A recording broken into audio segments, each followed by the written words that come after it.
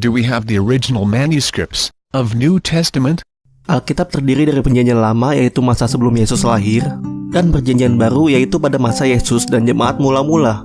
Perjanjian Lama di dalam Alkitab adalah kitab Tanakh orang Yahudi yang berbahasa Ibrani. Kitab ini ada jauh sebelum Yesus lahir dan disalin dari tahun ke tahun secara teliti. Jadi jelas, kitab Perjanjian Lama ini tidak pernah berubah dari zaman dahulu sampai sekarang ini. Perjanjian Baru dikanonkan secara teliti oleh bapak-bapak gereja dengan meninjau secara terus-menerus kitab-kitab yang benar-benar diyakini keasliannya.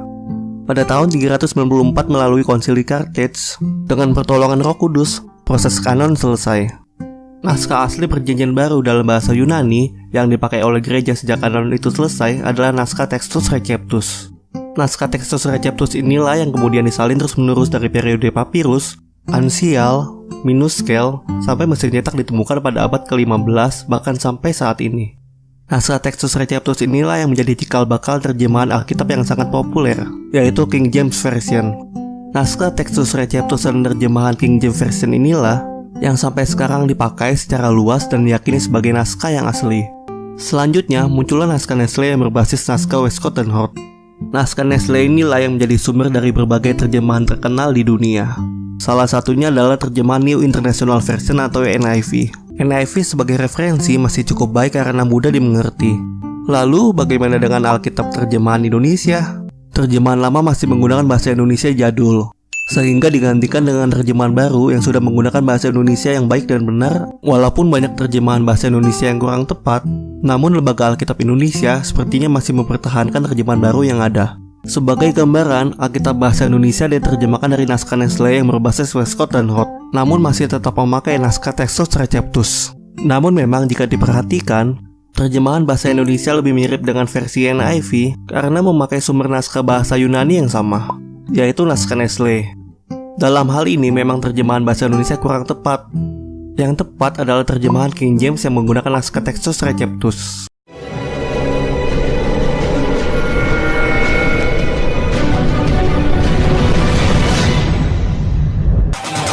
That it feels right. Do we have the original manuscripts of New Testament? If the question means, are the original New Testament documents lost, then yes, of course they are. Only quacks and charlatans, people who got their diplomas from a Cracker Jack box, would argue otherwise. Even the Christian apologists are admitting that they don't have the original manuscript of New Testament. Bart Ehrman is the James A. Gray Distinguished Professor at the University of North Carolina at Chapel Hill. Professor Ehrman completed his Master's of Divinity and Ph.D. degrees at Princeton Seminary. He is an expert on the New Testament and the history of early Christianity. 5 of his books have been on the New York Times bestseller list. His books have been translated into 27 languages.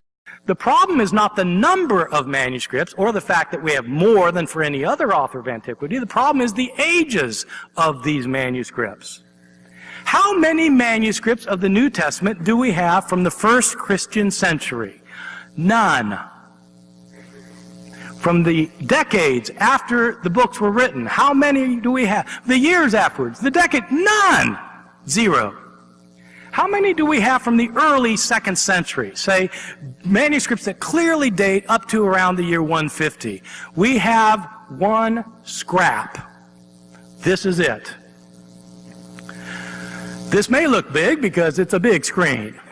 This is the actual size. It's the size of a credit card. It's written on both front and back. It's from John chapter 18. It has several verses on it. You can see this little scrap has parts of 7 lines on it. It's a very important manuscript because it's the earliest one we have. It's the early 2nd century, and it is the only manuscript we have from the early 2nd century. That's it. How many complete manuscripts do we have from the 2nd and 3rd centuries? We're not just talking about decades now after these things were originally written and copied and mistakes made and mistakes replicated and then more mistakes made and more replicated. We're not talking about years or decades. We're talking about centuries. How many complete manuscripts do we have from the 2nd and 3rd centuries? None. 0. Well, if we have 5,500 manuscripts, where are they from? When are they from? Well, 94% of our surviving manuscripts come from the 9th century and later.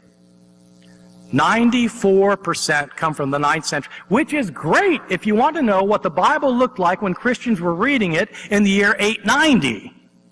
But if you want to know how they were reading it in the year 70, you've got a problem, because you don't have manuscripts from that period. If you wanted to make a stack of the Bibles that are available to scholars today in manuscript form, the stack would go up to the ceiling. If you want to make a stack of the manuscripts that were made within, say, 60 or 80 years of the production of these books, you wouldn't be able to see the stack if we put it on the stage, because there's hardly anything. We do not have the originals of the New Testament, period. In order to understand what I mean by that, we have to realize how books were made in the ancient world. In the ancient world, when the Bible was produced, books could not be mass-produced. This was before electronic publication, Kinkos, or the printing press. Books were written by hand, and they were copied by hand. If you wanted a copy of a book, somebody had to copy it for you, or you had to copy it yourself. You copied it one page, one sentence, one word at a time. What happens when somebody sits down to try to copy a book by hand? Invariably what happens is they make mistakes, either on purpose or accidentally. Scribes who copied texts in the ancient world changed their texts. Let me explain how it worked by giving an example from the New Testament, the Gospel of Mark. We're not sure who Mark was, when he lived, where he lived. Whoever he was, he wrote a gospel. If anybody wanted a copy of this Gospel of Mark, they had to make a copy by hand, and so they did so. But invariably, they made a mistake or 2 or 3 or 20. When someone came along who wanted a copy of that copy, they copied the copy and they replicated the mistakes that the first copyist made. And they made their own mistakes. And then when a third person came along to copy the copy of the copy, they replicated the mistakes of both of their predecessors and made mistakes of their own. And it went on like this, week after week, month after month, year after year, decade after decade, century after century. The earliest copy that we have of Mark dates from around the year 200, probably about 130 years after the original. That's the first copy that we have, 130 years after the original. We don't have the originals of Mark or of any other book of the New Testament. Were the original Bible books written down and preserved by well-recognized eyewitnesses? No. Original manuscripts of New Testament are totally lost. The earliest complete New Testament manuscripts are from 9th century, meaning about 1,000 years after Jesus, which also have many contradictory versions. Yeah, well, this is an interesting thing that we think when we read the Bible that we're obviously reading the words that Matthew wrote or that Paul wrote. But the reality is we don't have the originals of Matthew or of Paul's letters or of any other book of the New Testament or of the Old Testament. What we have are copies of these books that were made later, in many cases, most cases, many centuries later. So the New Testament was originally written in Greek, and at present we have something like 5,500 manuscripts in Greek of the New Testament, which is a lot for an ancient book. It's far more than any other ancient book. The problem is most of these copies are hundreds and hundreds of years after the originals, and all of them have differences in them, so that the scribes who were copying these manuscripts changed the text that they were copying. But sometimes it looks like scribes actually thought the text should say something other than it did, and then they would change the text. But what if the copies of those written Gospels were corrupted and the original text was lost in translation? Hasn't the Bible been copied so many times and then translated into so many different versions that we simply don't have any confidence as to what the writers originally said or meant? The number of New Testament manuscripts that we have today is a vast quantity. That comes to more than 2.6 million pages of manuscripts It's a huge amount. That's just in Greek. We don't know the exact number. They have not yet been tabulated. Now, when you look at all this material, you say, okay, you got 5,000, almost 6,000 for the Greek New Testament. Surely those manuscripts aren't complete.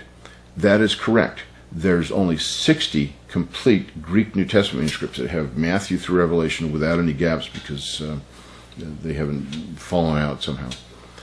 فويل للذين يكتبون الكتاب بأيديهم ثم يقولون هذا من عند الله ليشتروا به ثمنا قليلا, that they may benefit from it some small reward. وويل لهم مما كتبت أيديهم, so woe to them what their hands do write. وويل لهم مما يكسبون, and woe to them for what they earn. So the thing is this now, this was actually a commentary of this situation, that this book is written with their own hands. You add in and you take out. You add in and you delete.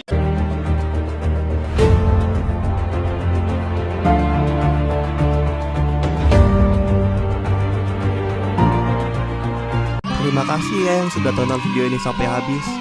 Jangan lupa untuk share video ini jika merasa video ini bermanfaat. Cek dan share juga video-video kami yang lainnya ya.